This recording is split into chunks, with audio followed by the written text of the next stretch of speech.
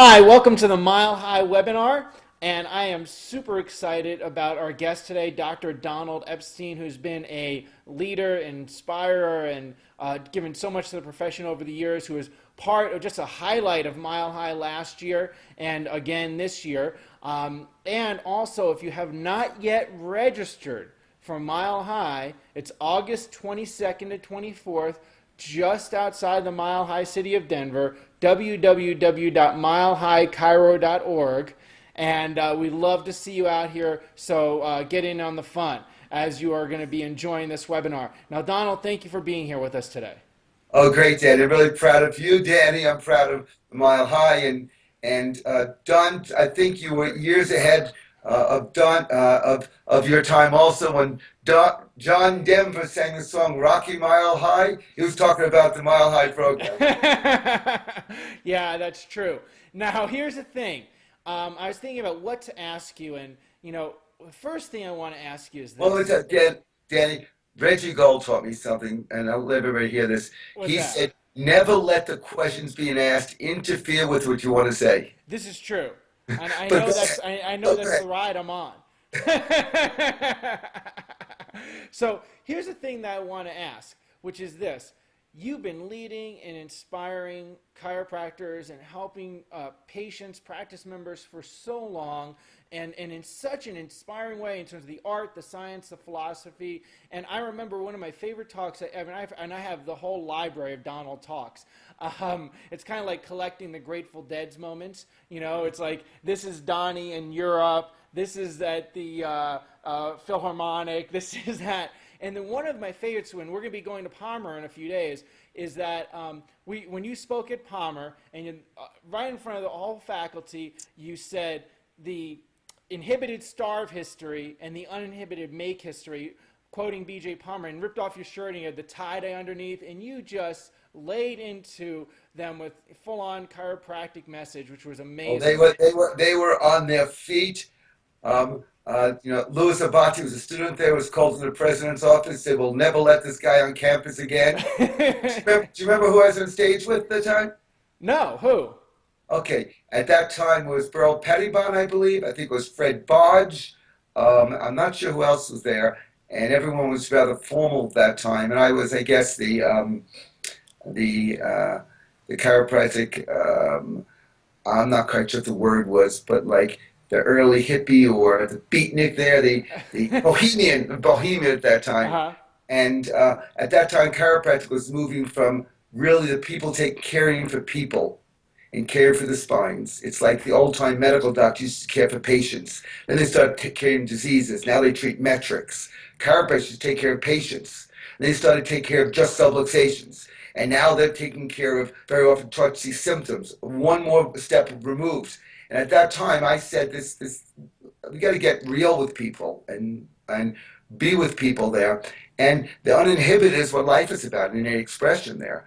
And and the inhibited starve history. And now it's in a jacket. And I took it off and I had tie dye under it there.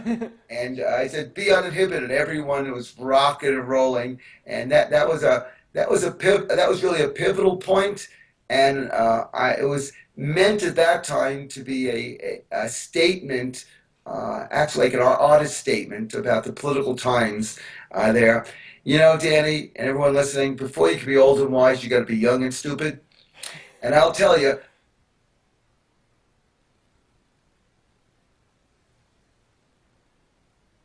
key thing is that subluxated people, and when you just out of touch with what has to happen. Yeah, absolutely. Absolutely. So now I want to ask you this. You got to be part of Mile High last year. Uh, you delivered an amazing presentation. I got phone calls and text messages from all over the country that you were just, it was one of the best presentations you've ever done, and that you were just a highlight of the event. What excited you about Mile High last year, and what's exciting you about it this year? Well, first of all, um, what's been missing most of the chiropractic profession is a chiropractic is a field around everything. There's an energy field, a conscious field you walk into. So many times people go to seminars, whether it be a DE seminar or a Parker seminar, they're large seminars or Mile High. many things people have magic happens because this field of consciousness established, which really energize you in a different way. And having the diversity of chiropractors, I talk from the political right to the more left, whatever the way you want to call it there. The more fundamentalists, the one who have more fun before the mental. You have the whole range there. All of them really, really turned on by the fact that when life expresses itself, when people get chiropractic care, something magical happens that people have to know about. I think people get so caught up in the story or their identity of how they practice and about chiropractic. The real the thing about is falling out of love with your theories, falling out of love with the way you practice, and falling in love with serving the public and what's possible in individual humanity. And hearing the different people speak, different ranges.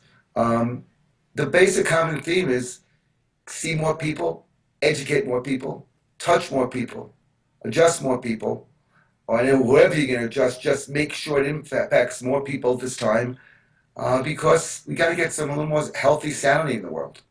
And it's really great because most people, most chiropractors hang out with people who think similarly to themselves. And if you hang out with people who think just similarly to you, then there's really no change. You buff yourself from change. And to be in a group, a peer group of people who range the entire range of the chiropractic profession, some phenomenal, extraordinary speakers. And it's exciting for me because many of the speakers, have been students of mine, and I've inspired. And hearing what they've done with that, or how they've taken it and moved in their particular way, is just extraordinary. And people I enjoy hearing also. So what it is, it's creating a field effect that permeates all of chiropractic. Chiropractic profession right now has been pretty much an economic winter what's going on in schools, but this is the cool thing. Get this. People, listen to this. I've been invited to chiropractic college and chiropractic functions that for years ago, I was like, if they did invite me, I was like the resident black Jew. They just made sure that I could just say, look, we're not prejudiced, okay? But what ends up happening here is the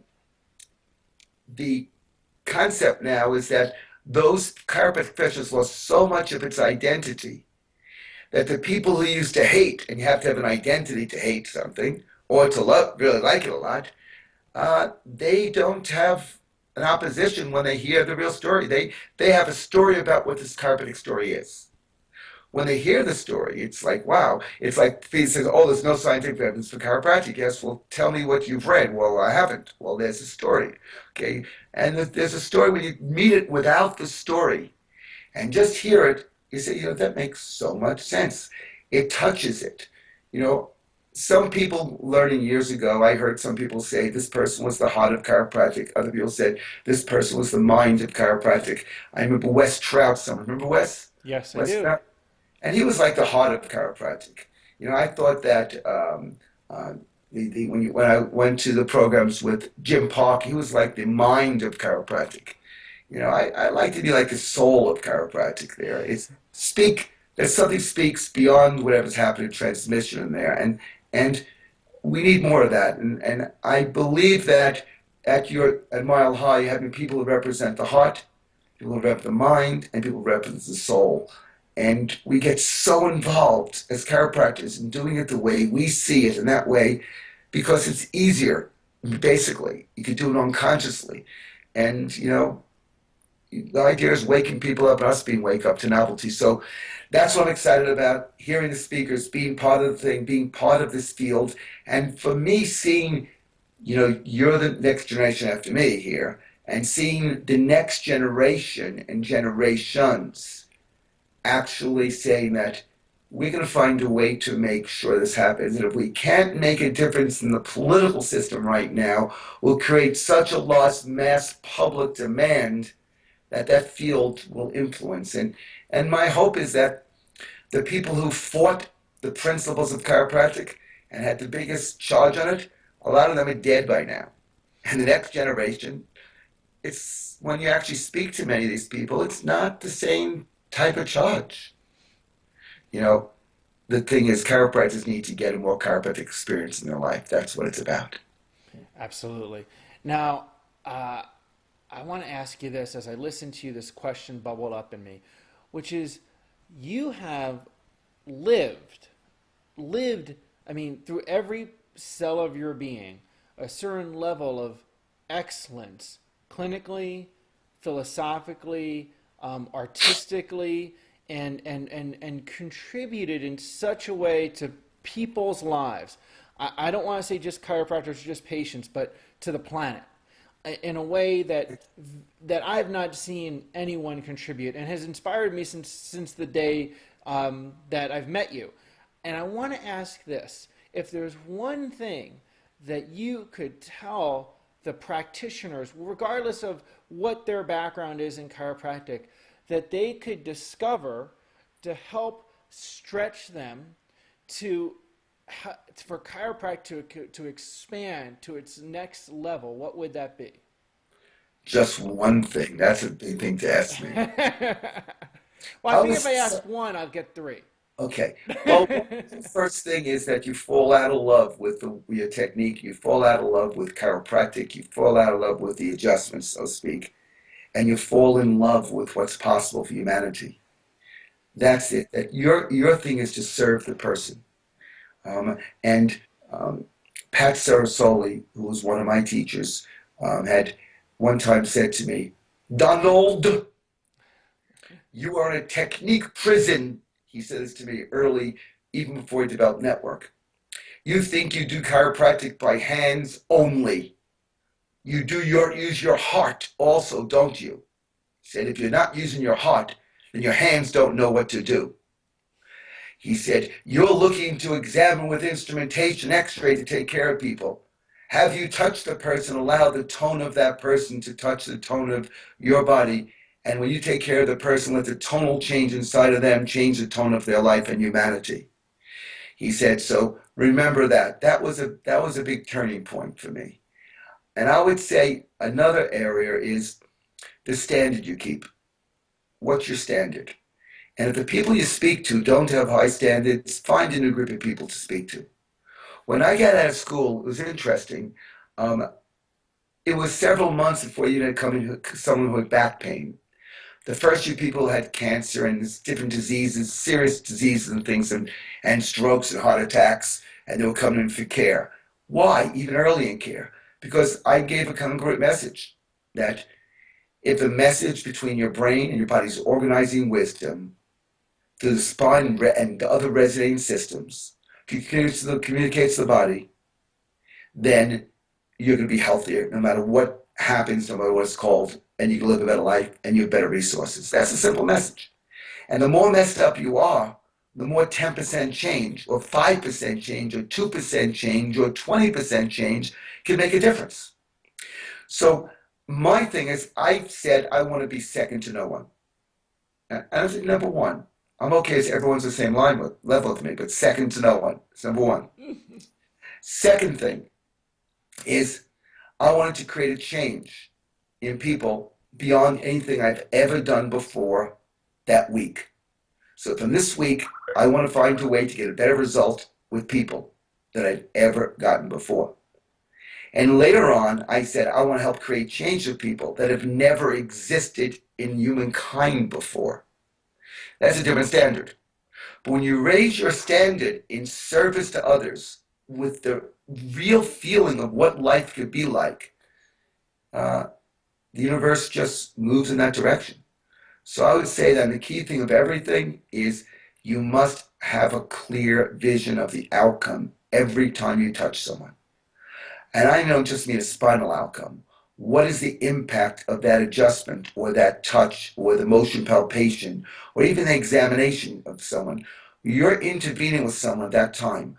What is the highest order impact that that communication, it's all a type of communication, will have, not only that person, but on their life, on their lineage, on their community, etc. When you put that into the picture, something else happens. Wow. And if we as a profession could latch on to just a percentage of that, it would move mountains. So thank you so much for taking your time to be here with us. And I hope people join us in the mountains at Mile High www.milehighchiro.org, August 22nd to 24th.